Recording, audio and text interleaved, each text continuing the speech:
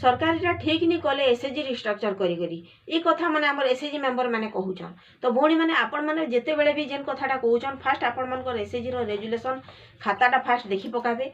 जेन SHG resolution रे आपण मानकर लागि लेखा हिचे 6 मास रे थरे किंबा वर्ष के थरे 2 वर्ष रे थरे आपण मानकर एसएचजी रिस्ट्रक्चर हेबा। रिस्ट्रक्चर माने काना सेक्रेटरी प्रेसिडेंट चेंज हेबे। तो एसएचजी रो जेतेले सेक्रेटरी प्रेसिडेंट चेंज होचन आपण माने ई फॉर्म रे ही तामने फास्ट पेज रे ही देखि पकाबे।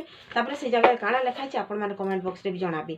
तो एसएचजी रो जदि रिस्ट्रक्चर लाइबे सेक्रेटरी प्रेसिडेंट चेंज करबा जे सरकार जदि किछि पदक्षेप नैछन आपण मको एते असुविधा कहला जे आपण माने निजे चिंता करबा कथा जे हमर एसएचजी रो लागि किछि सरकार चिंता करिछन। जेते बेले चिंता कले सरकार आवर्तन पांठी ले 30,000 टका देई देले तो सेते बेले आपण माने समस्त नै गले।